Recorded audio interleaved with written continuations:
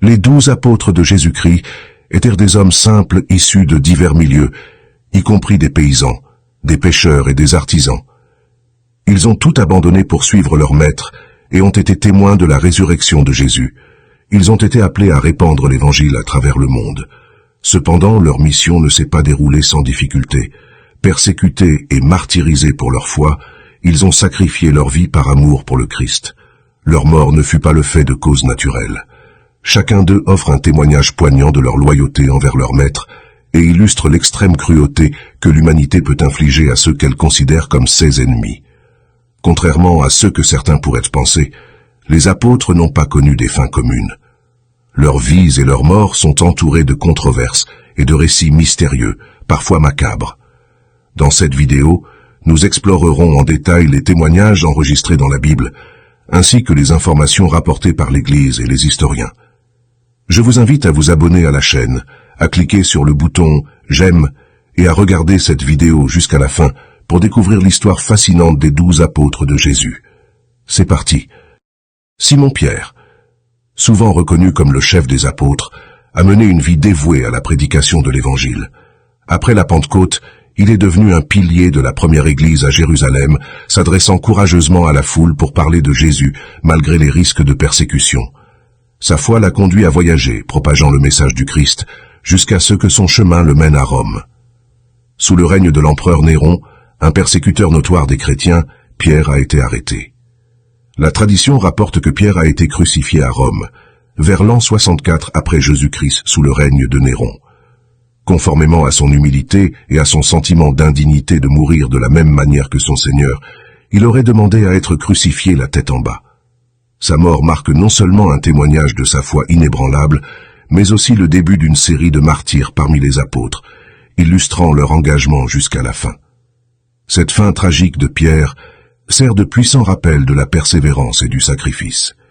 Sa vie et sa mort témoignent de la profondeur de sa conversion et de son engagement envers l'enseignement de Jésus, démontrant une foi qui dépasse la peur de la mort. Poursuivons notre récit avec Jean le frère de Jacques, également connu sous le nom de Jean l'évangéliste. Contrairement à ses frères apôtres, la fin de Jean se distingue par son absence de martyr, bien que sa vie n'ait pas été exempte de souffrances et d'épreuves. Jean, l'un des plus proches disciples de Jésus, est l'auteur présumé de l'évangile de Jean, de 3 épîtres et du livre de l'Apocalypse. Après la résurrection de Jésus et la descente du Saint-Esprit à la Pentecôte, Jean a joué un rôle crucial dans l'établissement de l'Église primitive, particulièrement à Jérusalem et en Asie mineure. La tradition rapporte que, sous le règne de l'empereur Domitien, Jean fut arrêté et déporté sur l'île de Patmos, où il reçut les visions qu'il consigna dans le livre de l'Apocalypse. Contrairement à ses compagnons apôtres, Jean aurait survécu à une tentative d'exécution par empoisonnement, un miracle qui témoigne de sa protection divine. Finalement, Jean aurait été libéré et aurait passé ses dernières années à Éphèse, en Turquie actuelle, où il continua son œuvre d'évangélisation, d'enseignement et de rédaction, jusqu'à sa mort naturelle à un âge avancé, vers la fin du 1er siècle. Il est le seul parmi les 12 apôtres à ne pas avoir été martyrisé, symbolisant la diversité des chemins que peuvent emprunter les serviteurs de Dieu. La vie et la fin de Jean l'évangéliste rappellent l'importance de la fidélité et de la persévérance dans la foi, même en l'absence de martyrs. Son héritage perdure à travers ses écrits, qui continuent d'inspirer et de guider les chrétiens à travers le monde. Jacques le Majeur. Jacques, fils de Zébédée, également connu sous le nom de Jacques le Majeur pour le distinguer de l'autre Jacques, fils d'Alphée. Jacques, fils de Zébédée et frère de Jean, faisait partie du cercle restreint des disciples de Jésus, présents lors d'événements clés tels que la transfiguration et l'agonie de Jésus au jardin de Gethsémani. Comme son frère, il a répondu sans hésitation à l'appel de Jésus, laissant derrière lui sa vie de pécheur pour suivre le chemin de Dieu. Le livre des Actes des Apôtres nous informe que Jacques fut le premier des apôtres à être martyrisé, vers l'an 44 après Jésus-Christ, sous le règne d'Hérode Agrippa Ier, petit-fils d'Hérode le Grand. Hérode Agrippa, cherchant à plaire aux Juifs, ordonna l'exécution de Jacques par l'épée, faisant de lui le premier des 12 apôtres à verser son sang pour sa foi en Jésus-Christ. La mort de Jacques le Majeur a eu un impact profond sur la communauté chrétienne naissante, soulignant à la fois la brutalité de la persécution qu'ils affrontaient et la force de leurs convictions. La perte de Jacques a également servi de catalyseur, poussant les apôtres et les croyants à répandre davantage l'Évangile, malgré les dangers. Selon la tradition, les restes de Jacques ont été transportés par ses disciples jusqu'en Galice, dans le nord-ouest de l'Espagne, où il est devenu le saint patron de l'Espagne et l'objet d'un pèlerinage majeur, le célèbre Camino de Santiago. Philippe. Poursuivons avec l'histoire de Philippe, l'un des premiers disciples à avoir été appelé par Jésus à le suivre. Contrairement aux premiers apôtres qui étaient principalement des pêcheurs, peu de détails sur la vie pré-apostolique de Philippe sont donnés dans les évangiles. Philippe était originaire de Bethsaïde, la même ville que Pierre et André. Les évangiles le dépeignent comme un homme pragmatique et direct, posant des questions qui révèlent sa recherche de compréhension. Il joue un rôle notable dans plusieurs épisodes, comme lorsqu'il informe Jésus de la présence du jeune garçon avec 5 pains d'orge et 2 petits poissons avant la multiplication des pains. Après la résurrection de Jésus et la Pentecôte, Philippe, comme les autres apôtres, s'est consacré à la prédication de l'Évangile. La tradition chrétienne rapporte qu'il a voyagé en Phrygie, dans la partie occidentale de la Turquie moderne, pour y répandre la bonne nouvelle. Le martyre de Philippe est sujet à diverses traditions. L'une des histoires les plus répandues affirme qu'il a été crucifié à Hiérapolis, en Phrygie, autour de l'an 80 après Jésus-Christ. Certaines sources prétendent qu'il a été crucifié la tête en bas, à sa demande, ne se jugeant pas digne de mourir de la même manière que Jésus. D'autres récits suggèrent qu'il a pu être lapidé ou exécuté par d'autres moyens. Quelle que soit la méthode, son martyre est un témoignage de sa foi inébranlable et de son engagement envers l'Évangile. Le sacrifice de Philippe rappelle aux croyants la valeur de la persévérance dans la foi, même face à la persécution. Sa vie et sa mort témoignent de la diffusion de l'Évangile au-delà des frontières juives, marquant l'expansion du christianisme dans le monde gréco-romain. Thomas est principalement connu pour avoir douté de la résurrection de Jésus jusqu'à ce qu'il puisse voir et toucher les blessures de Christ de ses propres mains. Cette expérience transforma sa foi, le propulsant à proclamer Jésus comme « Mon Seigneur et mon Dieu », un moment clé qui souligne la reconnaissance de la divinité de Jésus par ses disciples. Après la Pentecôte, Thomas est dit avoir voyagé plus loin que la plupart des apôtres pour répandre l'Évangile. La tradition le place en route vers l'Est, jusqu'en Inde, où il aurait travaillé à établir la communauté chrétienne parmi les populations locales. 16 communautés, qui revendiquent encore aujourd'hui leur héritage thomasien, témoignent de l'impact durable de son ministère. Le martyre de Thomas est aussi un récit de courage et de dévouement. Selon la tradition, il a été tué par une lance en Inde, près de l'actuel Chennai, alors qu'il priait, devenant ainsi un martyr pour sa foi. La façon dont Thomas a embrassé son destin montre sa transformation d'un sceptique en un croyant fervent, prêt à verser son sang pour le Christ.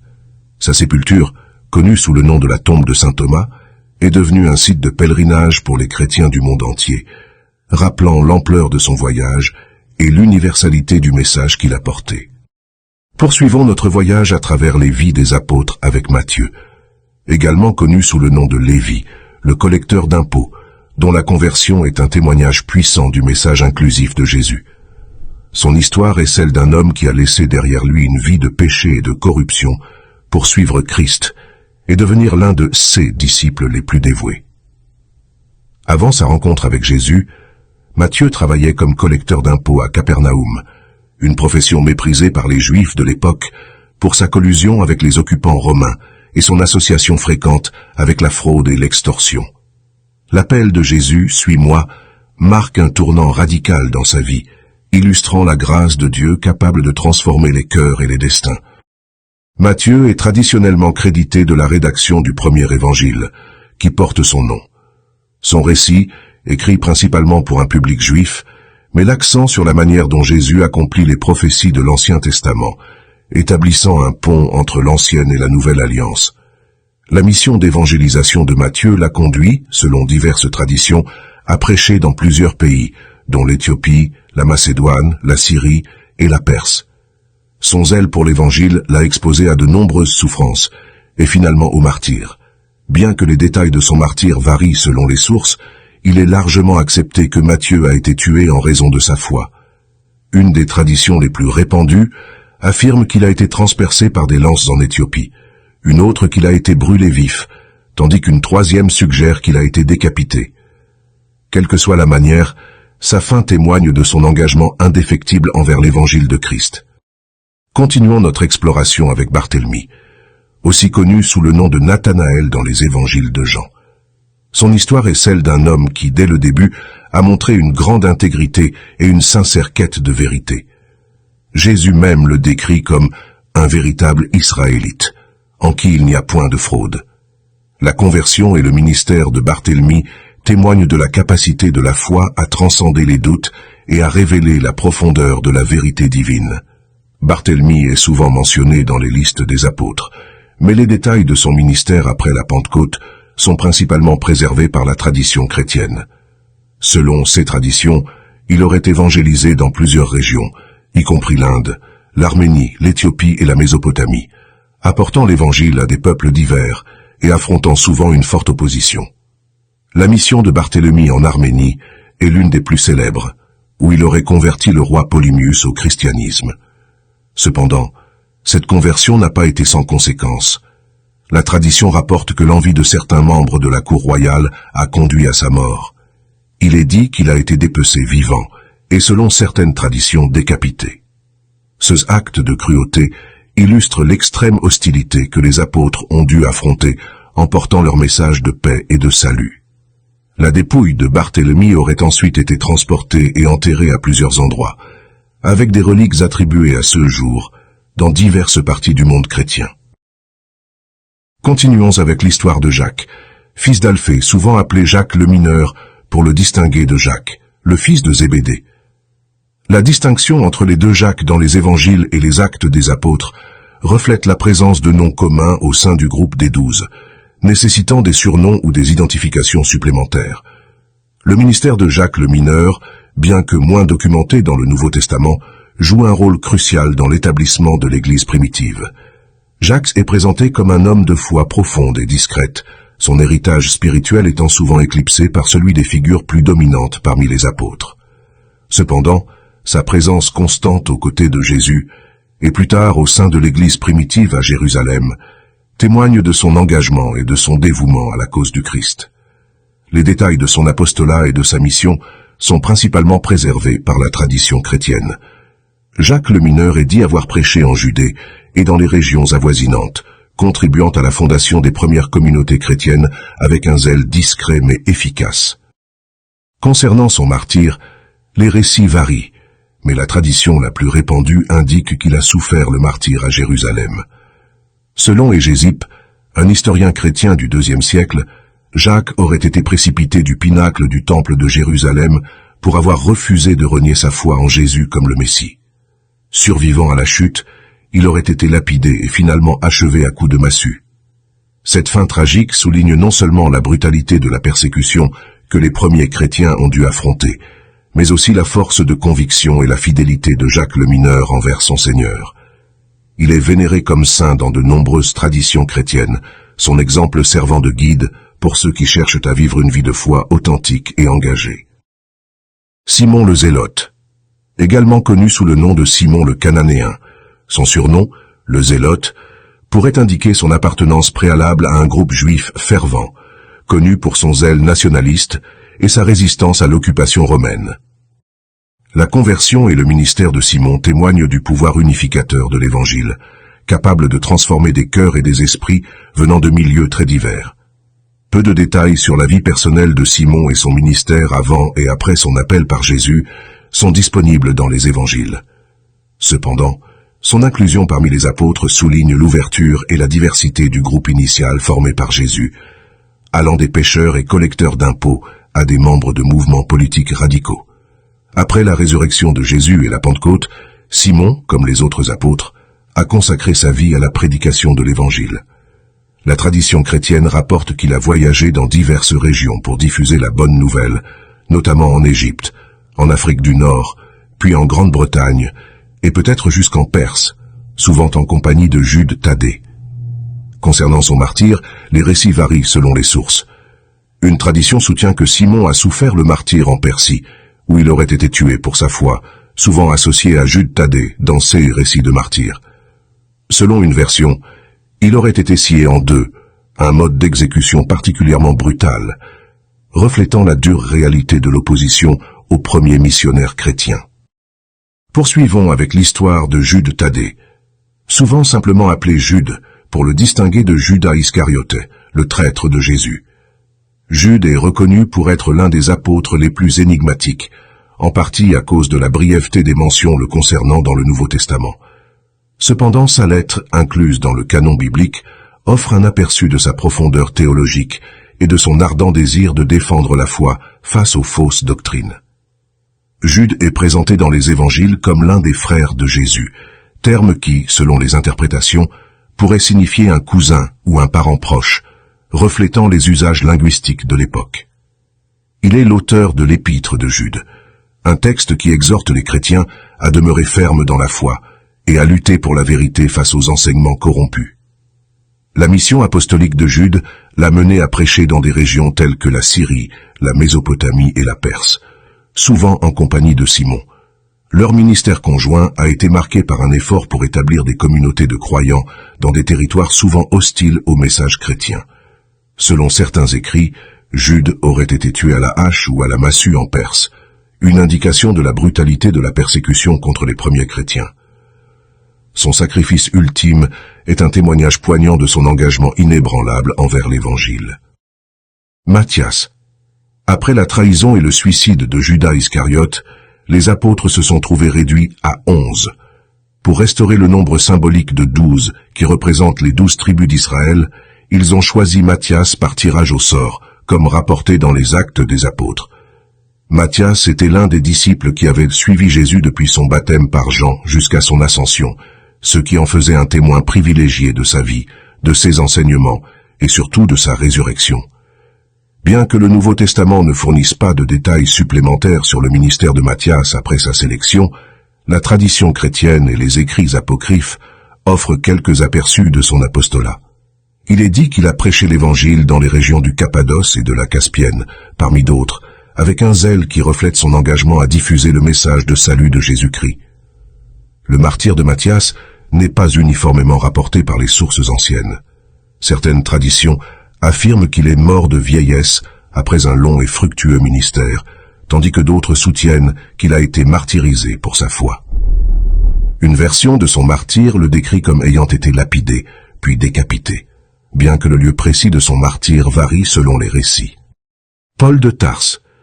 Paul, connu à l'origine sous le nom de Saul de Tarse, était un pharisien et un citoyen romain, qui persécutait les chrétiens avant sa conversion dramatique sur le chemin de Damas. Cette expérience transformationnelle, où il a été aveuglé par une lumière divine et a entendu la voix de Jésus, a changé le cours de sa vie. Après sa guérison miraculeuse et son baptême par Ananias à Damas, Paul est devenu l'un des plus grands missionnaires du christianisme, dédiant sa vie à prêcher l'Évangile aux gentils, aux juifs et aux rois. Le ministère de Paul l'a mené à voyager à travers le bassin méditerranéen, établissant des églises dans des régions clés comme l'Asie mineure, la Grèce et éventuellement Rome. Esseuse épîtres, adressées aux communautés chrétiennes qu'il a fondées ou visitées, constituent une part significative du Nouveau Testament et continuent d'influencer la théologie chrétienne. La fin de la vie de Paul est marquée par son arrestation à Jérusalem, son emprisonnement à Césarée, puis son transfert à Rome pour y être jugé comme citoyen romain. Selon la tradition chrétienne, Paul a été décapité à Rome sous le règne de Néron, aux alentours de 64-67 après Jésus-Christ, devenant ainsi un martyr de la foi qu'il avait autrefois persécuté. Nous voici arrivés à la fin de notre voyage à travers les vies extraordinaires des apôtres, ces piliers sur lesquels repose l'édifice du christianisme. Leurs histoires, empreintes de foi, de courage et de dévotion, nous rappellent non seulement l'importance de leurs enseignements, mais aussi la force transformatrice de l'Évangile dans la vie de ceux qui choisissent de suivre ses préceptes.